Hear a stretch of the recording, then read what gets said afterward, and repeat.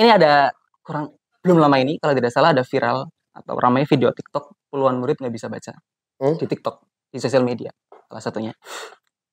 Kalau tidak salah viralnya awal bulan Agustus ini, kemudian ada 23 siswa nggak bisa baca di sebuah SMP di Pangandaran. Satu SMP atau beberapa SMP itu? Ada satu SMP di Pangandaran. Satu SMP 23 siswa tidak bisa baca. Iya, komentar jenengan terhadap.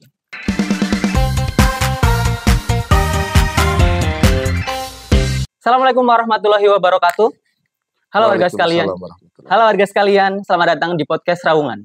Ini adalah episode kelima dari podcast Raungan dan hari ini kita akan berbincang tentang dunia pendidikan dan literasi.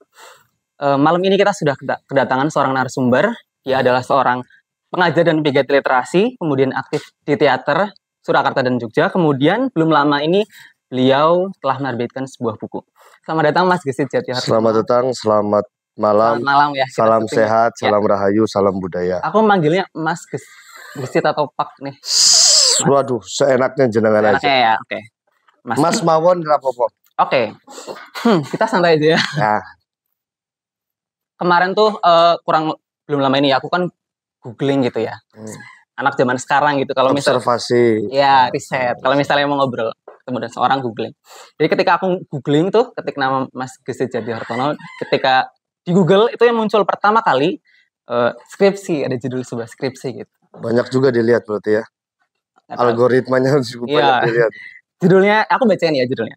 Jadi Citra Perempuan dalam Novel Canting karya Arswendo Atmowiloto. Kajian feminisme dan implementasinya dalam pembelajaran sastra di SMP. Betul. Itu sebagai pertanyaan membuka. Aku penasaran kenapa memilih novel tersebut dijadikan sebuah skripsi. Pembukanya itu dulu deh. Seperti yang kita tahu, sebetulnya judulnya kurang Mas itu. Ya, oke. Citra Perempuan Jawa. Oke. Tapi memang Jawanya saya sematkan. Kenapa? Karena paradigma yang ada pada saat itu, proses penulisan skripsi saya, di masyarakat itu sangat kental sekali perempuan itu identik dengan dapur, sumur, kasur. Kenapa pakai kajian feminisme? Karena yang akan saya tuju adalah sikap si perempuan itu. Jadi bukan mengkaji novelnya sebetulnya. Oke. Tapi saya mengkaji sikap perempuan di novel tersebut. Korelasinya dengan kenapa sih kok perempuan nggak boleh sekolah tinggi pada saat itu. Itu sih. Berarti kurang lebih isi novel Cantingnya itu tentang perempuan gitu ya? Iya, kebanyakan tentang perempuan. Apa sih, garis besarnya perempuan yang apa sih? Yang perspektifnya berbeda Mas. Ketika kita membaca sebuah novel, tergantung sudut pandang kita membaca novelnya itu mau dari si tokoh utamanya, tokoh pendampingnya, atau tokoh figurannya. Kalau saya lebih memilih, saya ingin mencoba membuka tabir seperti apa sih tokoh pendamping yang ada di novel tersebut. Kenapa kok perempuan? Jadi sudut pandangnya, sudut pandangnya saya ingin menggunakan sudut pandang orang kedua, bukan orang pertamanya. Bahasa gampangnya, saya ingin tahu sudut pandang yang dimiliki oleh perempuan ketika harus mengabdi kepada seorang suami, tapi di sisi lain dia ingin meneruskan pendidikan. Itu menarik. Oke. Itu. Menarik sih, tapi kita nggak mungkin ngobrol tentang berat-berat feminisme malam ini ya, nggak terlalu berat loh. Izin merokok. Oke, boleh, silakan. Kita santai aja. Tapi kita nggak akan ngobrol tentang lebih jauh tentang perempuan dan feminisme. Kita ngobrolnya tentang pendidikan literasi, gitu. Buku, minat baca, dan lain-lain. Kok tiba-tiba? Itu aja sih, tentang itu aja. Tadi, itu kan kalau tidak salah karyanya Arswendo Atmowiloto. Itu kalau tidak salah nih ya, kalau tidak salah. Beliau itu penulis Keluarga Cemara. Novel ya, kalau tidak salah. Benar. Ya, filmnya juga ada. Iya, soalnya aku nonton filmnya dari filmnya gitu kan. Itu adaptasinya dari film Novia Kolopaking. Film 1 dan 2 aku nontonnya keduanya sih gitu. Aku belum baca novelnya Canting itu tersebut. Itu ada recommended ya? Sangat ya. Tergantung Masnya suka bacaan yang seperti apa. Oke. Kita langsung ke topik utama lah ya, itu pembuka awalnya. Ada ini, literasi. Literasi kan eh, tidak jauh dari baca dan tulis gitu ya. Yang pertama aku tentang baca dulu. Ada sebuah data nih, ada data cukup mencengangkan ternyata. Ternyata di Indonesia tuh dari data UNESCO. Ini dari artikel RRI yang aku search belum lama ini. Ini data artikel April 2004, ternyata minat data di Indonesia terendah. Ini angkanya 0,001%. Artinya 1.000 orang dari 1.000 orang di Indonesia cuma ada satu yang rajin baca. Itu data dari situ ya. Nanti sebentar ada lagi. Terus kemudian data dari PISA, Program for International Student Assessment tahun 2022. Ternyata Indonesia peringkat 11 dari 81 negara soal minat baca. Kemudian itu Cilacap itu Indonesia ya. Sekarang Cilacap. Ternyata Cilacap itu masuk ke kategori rendah. Ranking 25 dari 35 kabupaten atau kota di Jawa Tengah tahun 2022. Nah, aku penasaran pendapat jenengan seorang pegiat literasi dan pengajar gitu kan. Bagaimana menurut Anda sih dengan data tersebut? What do you think about this? Gini, itu hari ini ya. Hari ini 2024 gitu. Tahu nggak 4 tahun yang lalu berapa presentasinya?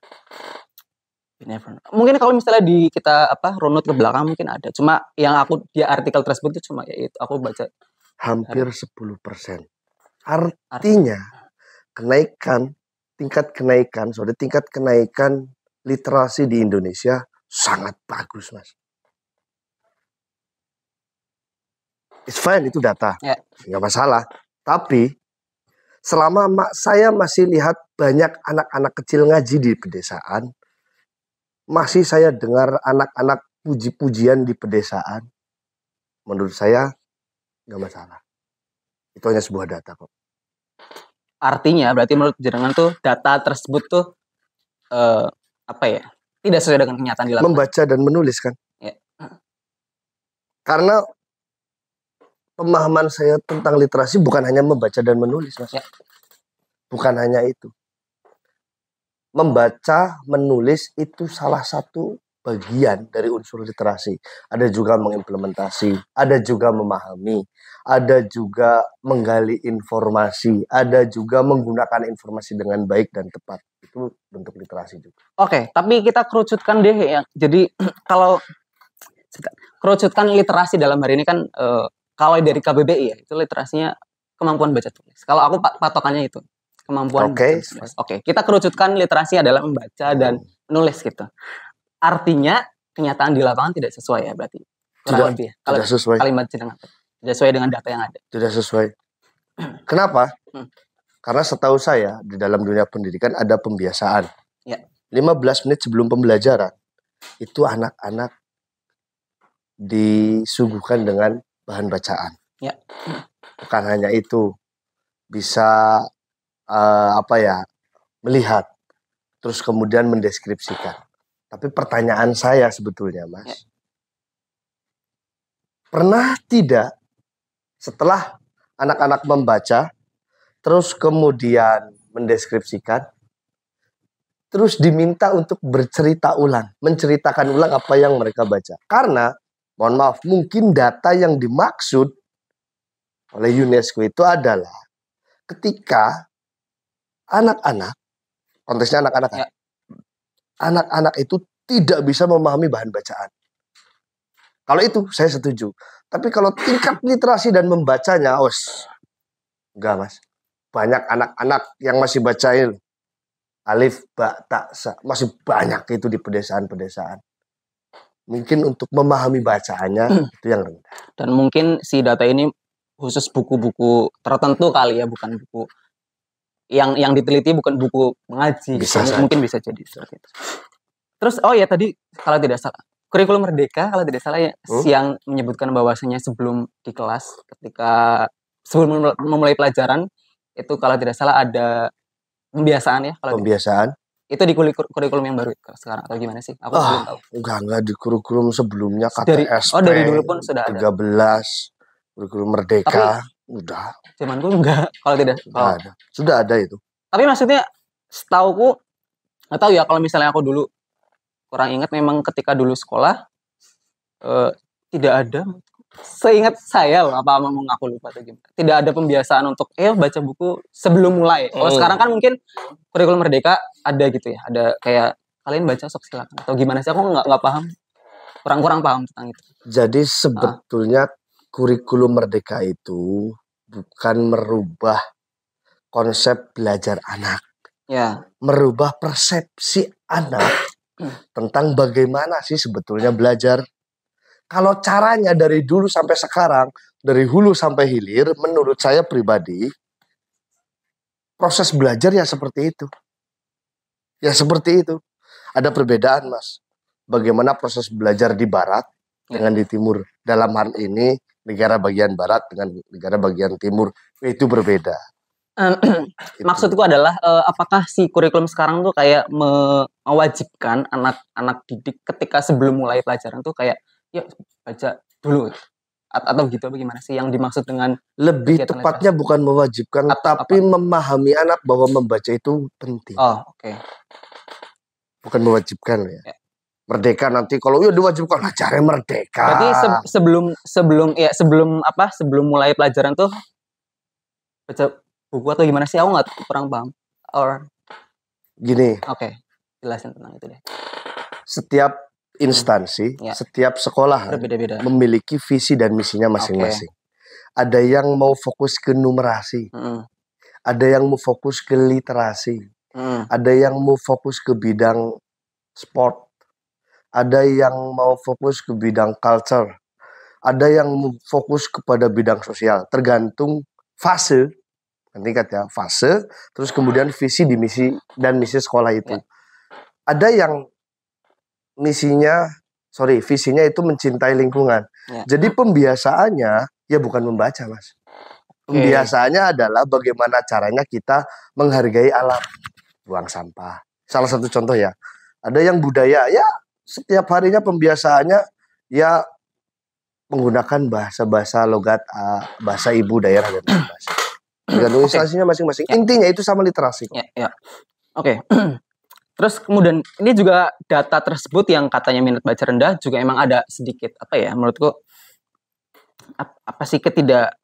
ketidaksesuaian, karena soalnya aku ketik di Twitter, aku pengguna Twitter, aku follow namanya Base Literary Base itu Base baca buku, terus kemudian sharing soal review buku, kemudian buku-buku bekas itu tuh followersnya sampai 900.000 followers.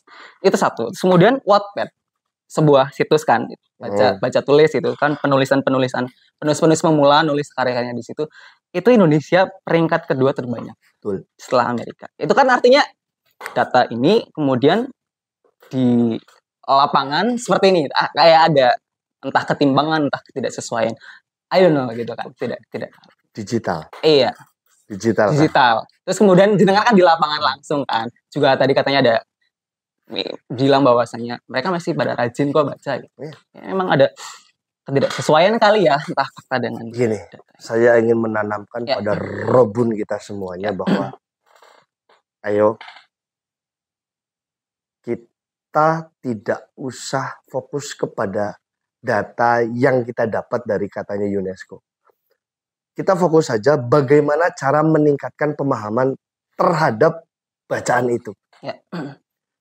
Literasi itu bukan cuma membaca dan menulis. Bukan cuma itu. Aspeknya sangat tinggi. Aspeknya sangat luas. Mencerahkan. Memberdayakan. Menggali potensi. Banyak sekali aspeknya. Jadi kalau hanya kita dikotomikan dengan dua aspek itu, saya kira terlalu mubazir maknanya. Bukan dari segi prestisnya.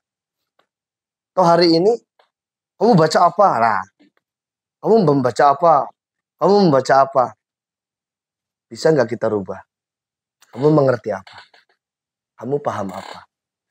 Terkadang ada tipikal orang yang tahu banyak hal, tahu banyak tentang sedikit hal.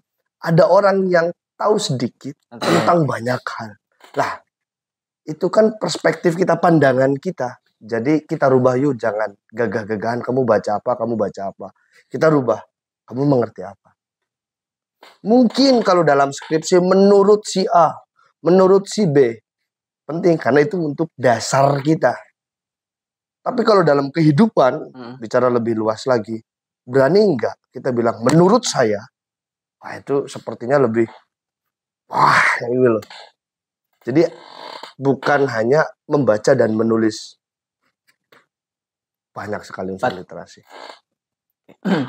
Tapi di definisi KBBI ya itu. Ya. Ya, kita nanti pertanyakan ulang lah. Sebenarnya mungkin sedang tidak baik-baik saja. Iya, or there's something else. Sebenarnya juga aku antara data dan kenyataan itu sebenarnya ingin mempertanyakan nanti penonton ya. Pertanyaan untuk pendengar, ini benarkah hal ini tuh? Benarkah hal ini semua data dan kenyataan gitu? Jadi pertanyaan untuk kita semua. Sebenarnya bener nggak gitu? Itu doang sih. Oke, next. Ya, skip lah. Ya. Ini ada belum lama ini kalau tidak salah ada viral atau ramai video TikTok, puluhan murid nggak bisa baca di TikTok, di sosial media salah satunya. Kalau tidak salah viralnya awal bulan Agustus ini, kemudian ada 23 siswa nggak bisa baca di sebuah SMP di Pangandaran. Satu SMP atau beberapa SMP itu? Ada satu SMP di Pangandaran. Satu SMP 23 siswa tidak bisa baca. Iya, komentar jenengan terhadap. Aku tidak pertama aku nggak menggunakan TikTok, terus kemudian ketika itu viral aku kurang tahu sih sebenarnya. Terus kemudian kemarin aku search, oh ternyata memang benar itu viral kembali gitu ternyata. Menurut jenengan itu gimana sih? Pandangan saya ya. Ya oke. Pandangan saya nih. Terserah nanti penonton menganggap apa seperti apa terserah. Banyak orang yang tidak tahu penjumlahan dan pengurangan kali-kalian bagi-bagian tapi tahu buang tuh. Banyak tuh. Banyak orang yang tidak tahu apa arti olahraga tapi mereka tahu cara untuk mengeluarkan keringat. Banyak orang yang tidak hafal bacaan-bacaan pada saat beribadah tapi mereka lebih dekat dengan Sang Penciptanya. Jadi tergantung maksudnya memberikan informasi seperti itu untuk apa, itu yang harus kita dalami. Si konten kreator tersebut pertama kali memviralkan. Iya, itu. Maksudnya mau ngapain dulu nih? Memberikan informasi kah? Atau ingin menunjukkan bahwa ini loh Indonesia sekarang mau menjelek-jelekan pendidikan? Atau ingin mengajak dan merangkul semua kalangan untuk peduli terhadap anak didik?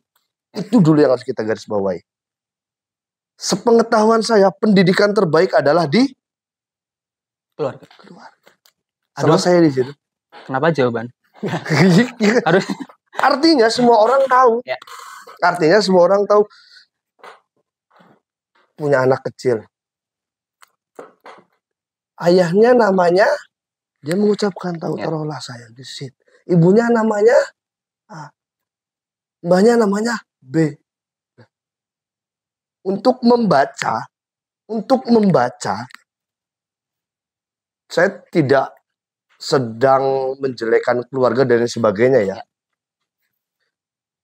Untuk hal-hal seperti itu saya kira pendidikan dasarnya tetap di keluarga, Mas. Mengetahui abjad, mengetahui angka, mengetahui huruf, dasarnya adalah di keluarga itu sendiri. Terus juga orang tidak bisa baca. Ini faktor tadi yang pertama sudah ya, kedua ini sekarang yang ketiga nih. Aku sambil minum ya. Silakan. Faktor yang ketiga nih, orang yang tidak bisa baca, halangannya atau gangguannya berbeda. Kadang-kadang ada yang memiliki kekurangan di alat ujarnya, bisa di lidah. You're saying difabel. Ya, saya nggak berani bilang itu. Mungkin di lidahnya tidak bisa seperti apa, tidak bisa ucapan dan sebagainya.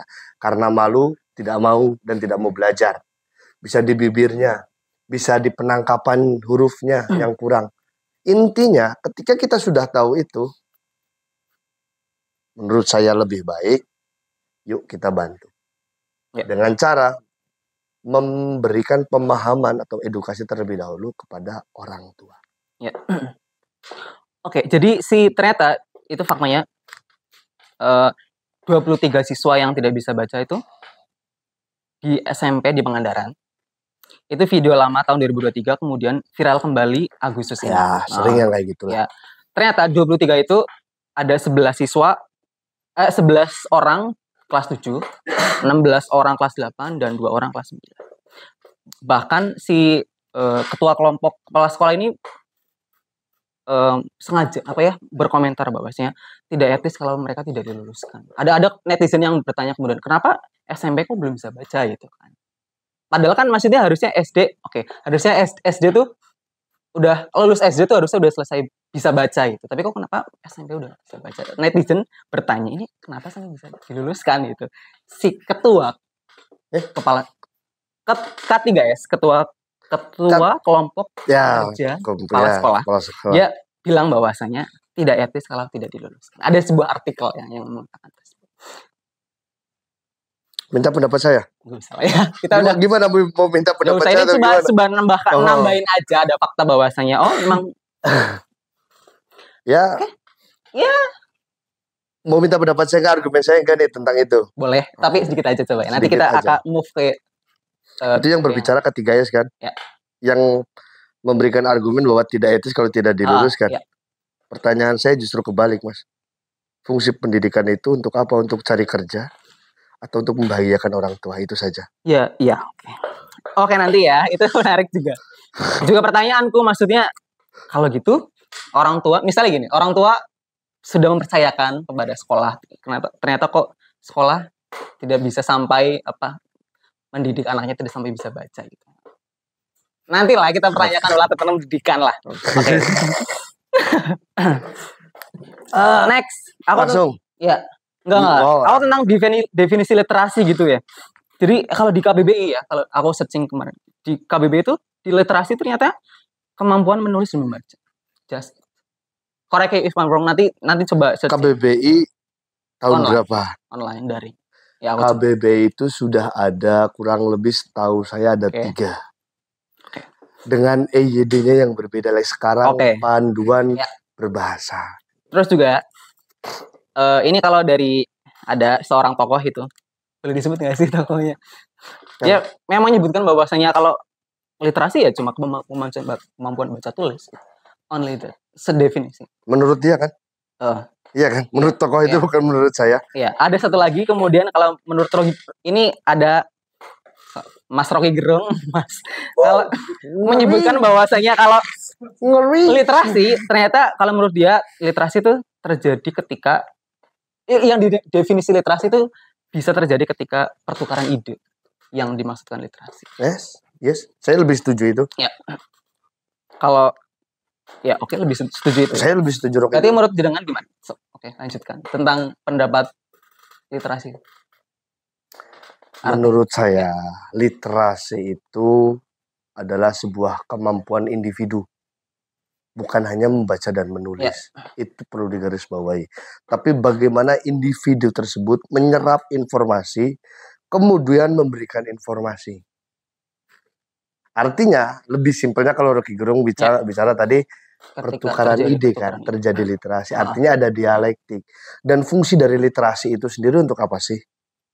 Alat ujar kan. Alat ujar, Pak Indra lah. Melihat, mendengar, berbicara. Nah, lihat dari fungsi literasi itu lagi-lagi untuk kita bersosial.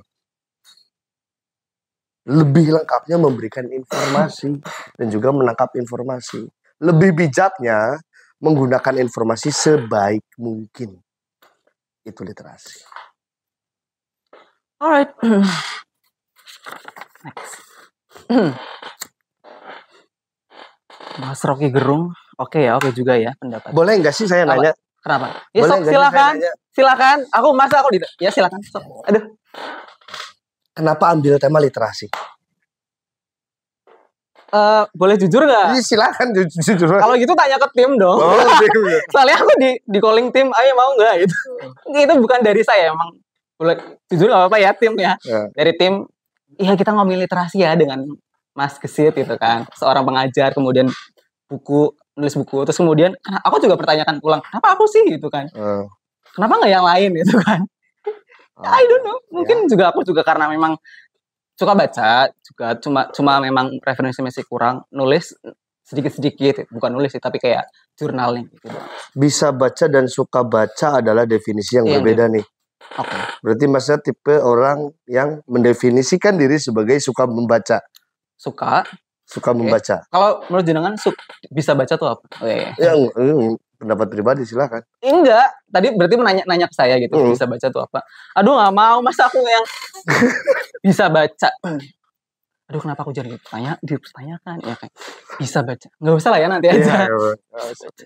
Aku sih suka aja, nggak bisa baca sih ya. Ya bisa kalau misalnya definisi secara standar, mungkin baca ya itu paling basic. Bisa baca ya, kita bisa baca sebuah huruf alfabet. Secara basic, paling basic itu. Nanti kalau misalnya mau diartikan secara filosofis, we can read. Baca kan luas ya artinya kalau misalnya diperluas, bahwasanya kita alam situasi itu juga artinya membaca juga, baca keadaan seorang, membaca situasi politik, situasi keadaan sosial itu juga membaca. Tapi kalau misalnya mau kita balik hal paling dasar ya membaca alfabetikal, tekstual kalau menurut itu satunya itu. Ya cukup. Ya. Oke, next. Baca udah. Kenapa aku jadi ditanya? Nanti nggak apa-apa. Kalau misalnya nanti mau nanya lagi juga nggak apa-apa sih. Kita balik. Oke. Jangan kalau pengajar ya, kalau tadi kan pengajar freelance lah gitu. Aku tuh penasaran. Ini pertanyaan basic sih, pertanyaan mungkin agak terdengar bodoh pertanyaan. Sekarang tuh siswa tuh di-trigger untuk menulis sih. Karena dengan adanya menulis atau mencatat materi gitu. Kan sekarang adanya e-book digital, terus kemudian bisa search di internet. Itu sebenarnya siswa mesti di-trigger atau mesti dibiasakan untuk mencatat menulis itu. Ini bukan pertanyaan dasar, Mas. Ini sebuah pertanyaan yang bisa menggali kemampuan pendengar yang sedang kita bicarakan. Jadi gini,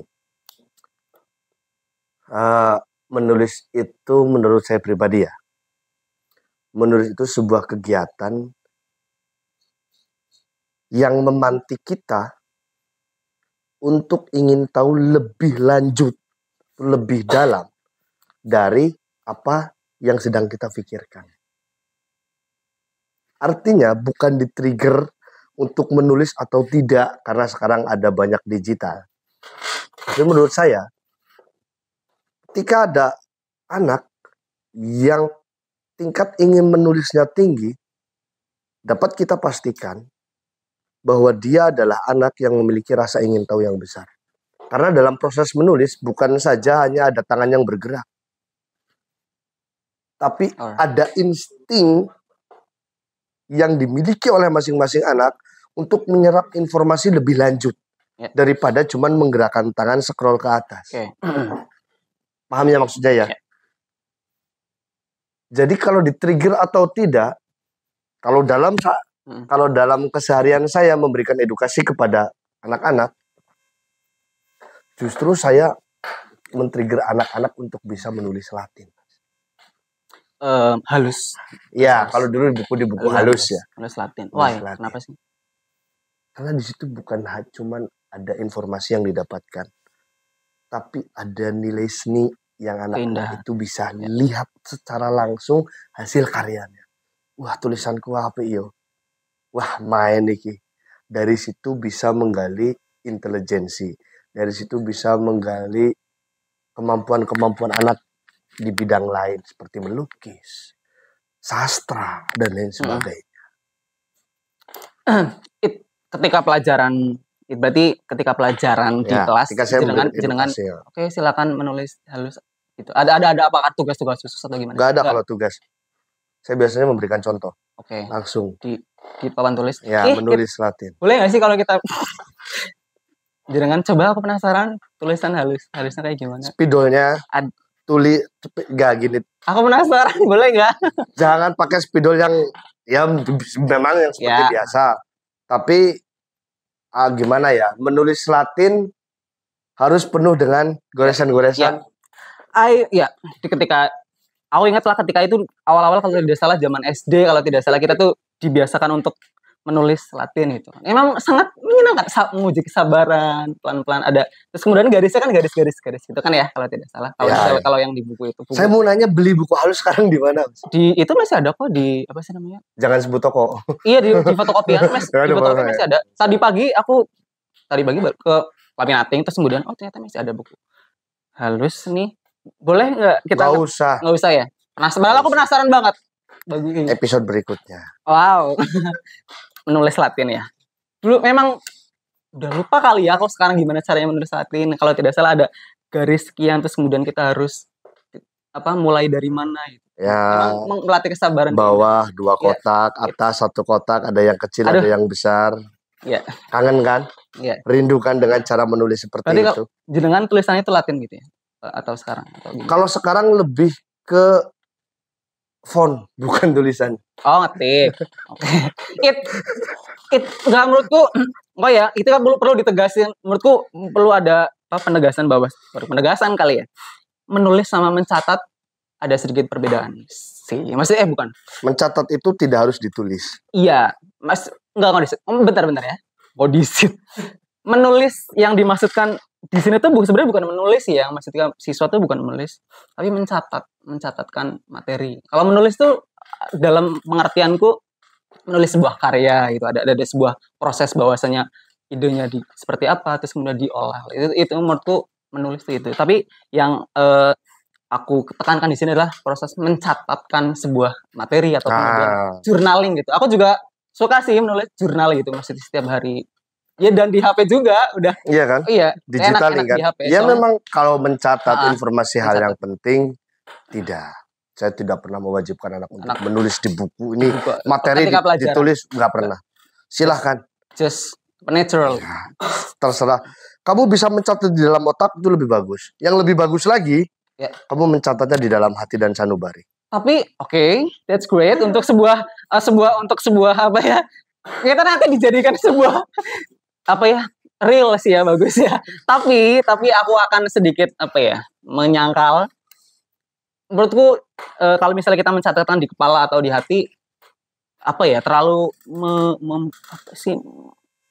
terlalu mengedepankan kemampuan tubuh atau otak kita. Padahal kita kan maksudnya manusia itu pelupa.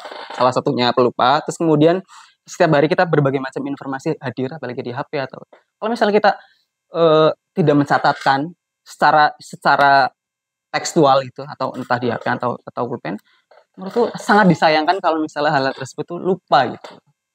Aku sering begitu soalnya. Misalnya keinget apa, terus kemudian nggak usah dicatat, aku catat di kepala aja deh. Kemudian setengah jam kemudian atau sejam kemudian, oh iya ya tadi mau melakukan apa gitu kan, sangat disayangkan. Itu kalau misalnya urusannya sebuah kita pekerjaan ke depan. Tapi kalau misalnya udah urusannya soal ide, sayang banget kalau misalnya tidak dicatat gitu. Menurutku makanya kemarin ada nonton di YouTube lah, ada sebuah YouTube-nya Radit. Itu tuh membahas Radit siapa nih? Raditya Dika. Oh, Raditya Dika. Membahas tentang membuat otak kedua gitu. Wih. Ya otak kedua dengan cara mencatat itu, mencatatkan. Menurutku makanya kalau misalnya kita terlalu mengandalkan otak atau hati kita, menurutku sayang gitu loh, karena terbatas. Makanya kita butuh perangkat ketiga itu. Ya kalau manusia tidak lupa, manusia bisa sampai sundul langit, Mas. Karena manusia tempatnya salah dan lupa. That's it, ya. Makanya perlu catatan. Itu dia. Tapi kalau hal itu berpengaruh dalam hidup Anda, saya kira tidak bakal bisa lupa. Contoh. Siapa nama kamu? It's a basic thing sih. Itu sih nggak bakal bisa lupa kali. Kenapa? I don't know. Karena digunakan setiap hari dan nancep di sanubari. Sebelum kamu diberikan nama, tumpengi. Kecuali amnesia. Saya nggak bilang. Hal lain. Silakan. Atau gigi amnesia maksudnya gigi kan. Sore beriman, siang lupa lagi. Atau iya biasanya kalau di film-film kan siapa namamu? Aku lupa ya. Ya. Nama oke lah. Apalagi selain nama misalnya, aku penasaran. Hal lain lagi misalnya yang hal-hal dalam hidup kita yang nggak bakal lupa misalnya. Kalau sekarang yang paling favorit Apa? alamat email. Itu nggak bakal lupa. Cek. Alamat email bukan passwordnya ya. Kalau aku, karena emailku ada banyak. Serius, aku punya banyak, jadi lupa. Yang utama atas namaku sendiri ada second account ada beberapa yang lupa. Ada beberapa yang lupa. Beberapa yang lupa. Makanya aku catat kadang-kala di masih di. Tapi ada yang ingat. Ya tentu saja ada lah. Itu yang utama bukan? Iya dong, yang nama saya sendiri, nama. Iya kan? Yang lebih luas lagi nih. Apa? Lagu zaman dulu dengan lagu zaman sekarang. Mudah dihafalkan yang zaman dulu atau sekarang? Ya nggak tahu. Ini arah obrolannya mau kemana? Mungkin pasti Anda menginginkan lagu zaman dulu ya? Bukan saya menginginkan lagu zaman dulu. Ya nggak tahu. Mungkin jawabannya lagu zaman dulu. Tapi aku secara alasan nggak tahu kenapa. Karena Anda lahir di tahun itu. Boleh? Emang ya? Coba kalau Anda lahir tahun 2008. Pasti nggak tahu Salon Seven. Jangan Salon Seven deh. Pasti Anda nggak tahu Payung Teduh. Kalau lahir di tahun 2008. Ya iyalah. Kan belum Payung Teduh di zaman itu belum ada. Artinya setiap visual yang kita tangkap sebetulnya itu secara tidak langsung nempel atau membekas di dalam bawah sadar kita. Tetapi lagi-lagi manusia tempatnya lupa, salah, lupa dan lain sebagainya. Maka dari itu dibutuhkan yang namanya catatan. Sebetulnya sudah diajarkan dari dulu yang namanya menulis buku harian. Ya, journaling kalau sekarang istilahnya. Journaling kalau sekarang. Emang iya dari dulu. Sampai sekarang masih ada di materi pembelajaran kelas 9 masih ada. Apa pelajaran bahasa Indonesia? Bahasa Indonesia masih ada. Setelah materi teks deskripsi, bab pertama, subbab ketiga saya masih ada. Hafal banget. Dengan kok bisa hafal banget? Iya. Apa nih, kok hafal banget tentang bahasa Indonesia? Ya, baca-baca sedikit. Oke. Jadi kayak di siswa itu silakan mencatat gitu atau gimana? Journaling. Alright. Aku juga soal mencatat, aku juga punya catatan. Emang ya nggak apa-apa. Sorry ya. Malah justru bagus. Soalnya lebih terlihat struktural. Iya, mungkin kan ada orang-orang yang nggak suka terlalu struktur, terlalu scripted. Kalau aku sebagai patokan karena memang kesering kemana-mana pikirannya gitu loh. Itu lebih bagus. Anda berarti suka karya fiksi. Iya, bisa jadi. Tapi memang ada beberapa orang yang memang terlalu, maksudnya tadi ya kalimatku memang ketika apa sih lo nyatet sampai detail banget, ruwet banget gitu. Aku kadang-kala dibilang begitu sampai sometimes kadang-kala itu meredilkan orang yang suka mencatat gitu. Padahal menurutku, kalau menurut aku sendiri ya penting mencatat deh. Ya penting lah. Kenapa saya bikin buku ini kan? Oke, oh iya, buku next. Kita bahas tentang buku. Enggak. Sebelum ke buku judulnya apa sih? Apa aku aja ditakoni Ikro ya, Mas? Dia enggak yang kiri, yang ini bukan yang ini. Judulnya apa sih? Dia tanpa kasih masak mau kelihatan. Nih, di belakang ada. Oh ya, dia tanpa tanda tanya. Nanti ya kita bahas. Siap. Tapi aku mau tentang ini dulu. Korelasi antara literasi dan pendidikan. Literasi dan pendidikan. Apa pentingnya kemampuan baca tulis terhadap pembelajaran atau di kelas gitu atau pemahaman terhadap suatu materi? Pentingnya kemampuan baca tulis terhadap dalam pembelajaran. Oh, kalau misal kalimatku salah mau direvisi. Bagus, itu pertanyaan yang bagus menurut saya. Terus kemudian saya punya hak juga untuk bertanya kan. Lalu kemudian kalau pertanyaannya seperti itu, apa pentingnya pendidikan? Iya, itu nanti pertanyaan nanti. Itu pertanyaan nanti. Tapi itu sekarang itu dulu. Ya. Pokoknya jatuh. Ambil dong. Itu. Mimin. Tolong tim. Itu nanti kali ya. Oke, kita langsung ke ini aja. Itu nanti mungkin kali ya sebagai pertanyaan pamungkas. Oke. Langsung ke buku ini deh. Buku yang ditulis. Ini judulnya Dia Tanpa Tanda Tanya. Benar ya? Ini ceritakan sedikit tentang isinya, terus kemudian proses penulisan, penerbitan, dan lain-lain. Itu sedikit tentang ini. Oke, silakan. Tentang isinya dulu. Anything? Oke, ini. Ini buku keberapa misalnya? Coba dari situ deh. Kalau tulisan ya, maksudnya kalau yang dibukukan. Yang diterbitkan sebagai sebuah fisik buku. Oke. Ini sudah yang ketiga. Oke. Yang ketiga, sebelumnya ada puisi. Buku puisi. Ontologi. Antologi. Antologi. Berarti jenengan bareng apa sendiri? Saya sendiri menulis karya-karya saya. Judulnya apa? Ya kumpulan puisi aja. Kumpulan puisi karya Mas Kesit. Enggak. Apa? Oke. Oh, judulnya Isin aku cah. Ya nggak apa-apa. Zaman dulu ya. Iya nggak apa-apa. Pojok baca Situan Senja. Wih, senja banget ya. Tahun berapa terbitnya? Cuk. Ya penasaran. 14. Berarti awal masih kuliah? Enggak lah, bukan awal-awal masih kuliah, Mas. Itu sudah hampir. Oh ya? Intinya hampir lah. Oh, ya udah. Oke, itu pertama. Yang kedua, ya. buku kedua. Yang kedua, saya coba menulis cerpen. Judulnya apa tuh? Aku Anak yang Hilang. Cerpen? Kumpulan cerpen apa cuma? Cuman satu cerpen. Tapi dia diterbitkan? Oh enggak, kalau diterbitkan enggak. Enggak ya? Oke. Dia mungkin mau diterbitkan, Mas. Tapi nanti dulu lah. Kapan tuh? Jangan, nanti. Tunggu ini dulu selesai. Oke, berarti ini buku ini ketiga yang terbit. Ya. Dia tanpa dari. Aku penasaran ini tahun terbitnya kapan? Tahun ini juga atau ya di sekalian? 2024. Oke. Tentang apa nih? Tanpa tanda tanya. Iya, kalau kalau di film kan ada premis gitu, tentang seorang apa yang ingin apa, bla. Sedikit tentang itu. Atau kayak istilahnya sinopsis atau apa gitu lah. Tentang apa seorang karakter yang ingin. Aku penasaran. Dia tanpa tanda tanya. Gini. Ya. Intinya buku ini bercerita bagaimana seorang ayah itu bersikap kepada anaknya. Ya. Dan juga bagaimana sikap seorang anak terhadap ayahnya. Selain itu, ada juga sikap seorang ibu terhadap anaknya. Ada juga bagaimana seorang sikap istri terhadap suaminya. Dan di ending cerita ini, ternyata semua itu sudah ada yang ngatur, Mas.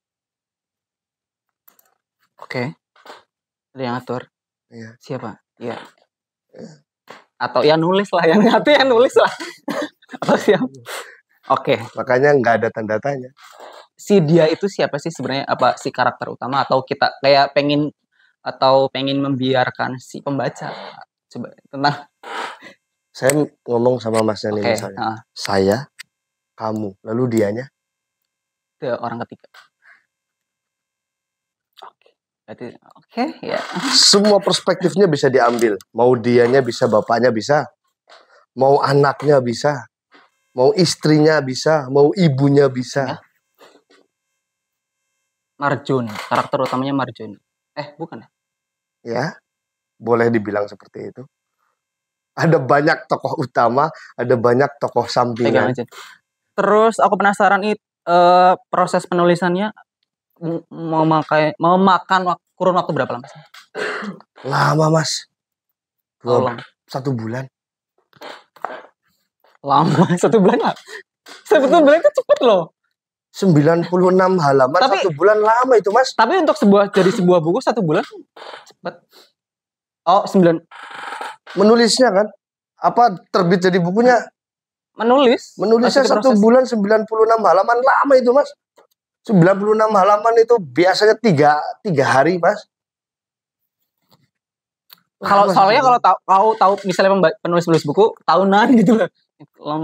1 tahun itu 1 bulan cukup. Ada triknya. Oke. Nanti ya. Aku penasaran soal itu. Oke.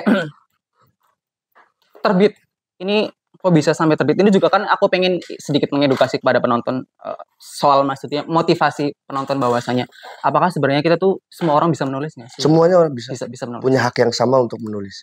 Itu proses sampai ke penerbitnya bagaimana ceritanya? Kok bisa sampai diterbitkan? Soalnya kan mungkin penonton kita banyak orang yang sering menulis gitu, maksudnya mencatat cerita terus kemudian gimana sih tulisanku bisa sampai terbit itu gimana? Coba. Ya, kalau untuk proses penerbitannya jelas kita harus cari penerbit. Oke, itu paling basic. Yang paling basic. Yang jadi pertanyaan bagaimana caranya kita sampai ke penerbit kan? Dalam kasus jenengan gimana?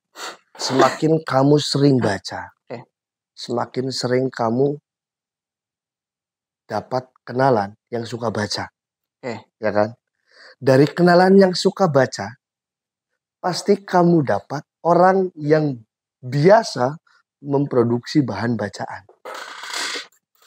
Setelah itu, ketika kamu sudah dapat orang yang memproduksi bahan bacaan, kamu pasti akan mencoba untuk membuat bahan bacaan.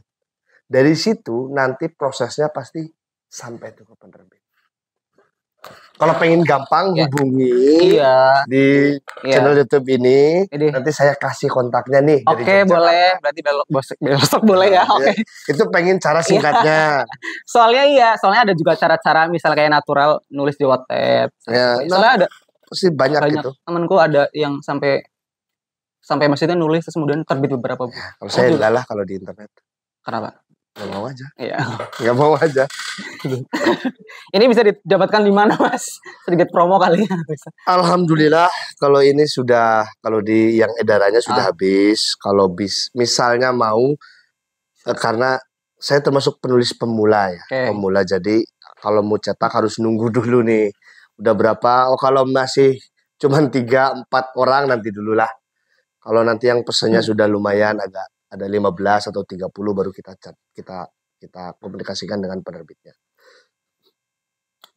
Kenapa? Bisa dicek saja langsung di pustakaegaliter.com.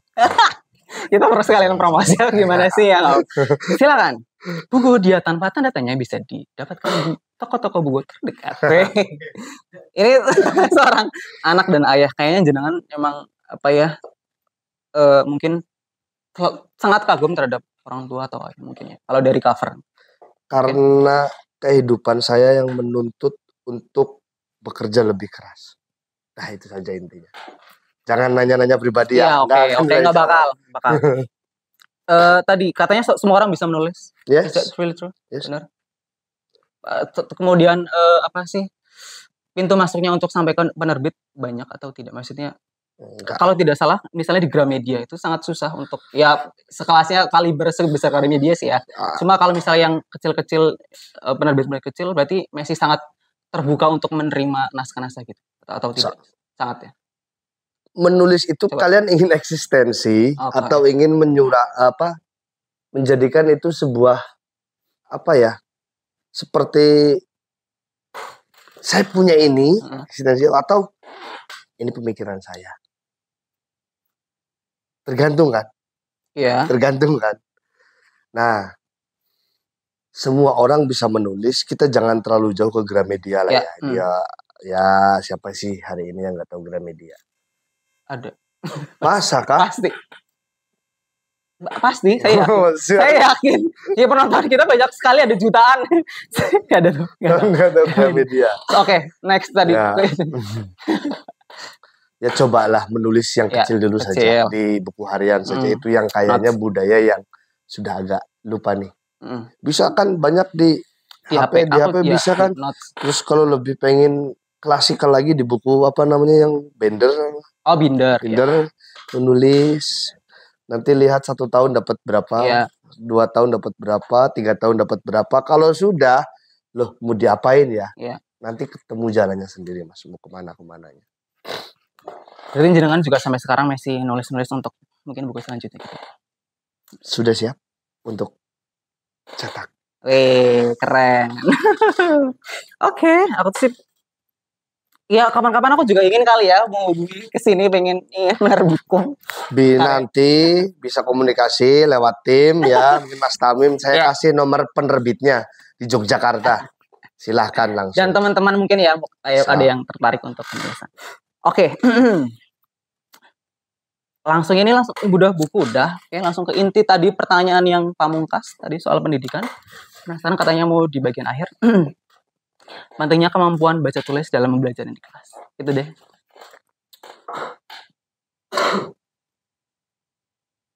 Terlalu lebar. Oke. Maksud dari pendidikan, terus juga hubungannya dengan baca tulis. Oke.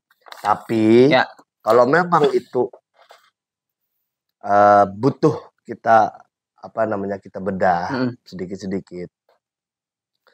Proses pendidikan itu kan sepanjang hayat ya Mas. Ya. Terus juga kemudian Iqra itu juga kan kayaknya sepanjang hayat. Jadi kalau nanya korelasinya antara pendidikan dan baca tulis, kayaknya menulis adalah langkah untuk kita bisa belajar sepanjang hayat. Itu korelasinya. Itu. Karena nggak bisa dipisahkan. Oke. Kalau sekarang pertanyaan pamungkas. Kalau gitu ini pamungkas lagi Mas. Enggak. lagi dong, ada 2 pamungkas. Bambang Pamungkas. Ya, arti pendidikan menurut Anda. Sekarang. Ya, arti pendidikan menurut Anda. Singkat aja, ini kan mau closing, kita kayaknya udah terlalu lama ya, tim. Masih ada lanjut nggak? Boleh nggak? Cukup kali ya. Arti pendidikan menurut Anda. Pendidikan adalah cara kita untuk bisa menghargai orang tua, untuk bisa membahagiakan orang tua, untuk bisa membahagiakan diri sendiri dan keluarga. Itu pendidikan. Oke, tepuk tangan nggak? Ini tuh keren. Udah tepuk tangan nggak sih? Udah cukup Mas? Sudah cukup. Cukup ya? Oke. Closingnya mungkin nanti bisa jadikan reels ya teman-teman. Closing statement yang sangat menarik gitu ya. Oke, sudah ya, sudah cukup malam ya, udah setengah jam lebih kali ya tim. Terima kasih para warga yang telah menonton podcast Raungan kali ini. Terima kasih Mas Gesit yang telah berkenan hadir. Sama-sama. Podcast Raungan, sebuah obrolan yang sangat menarik. Tunggu episode-episode kami selanjutnya. Saya Asraf dan sampai jumpa. Salam literasi kali ya Mas. Oke. Salam literasi, dadah. Udah cek mana toh?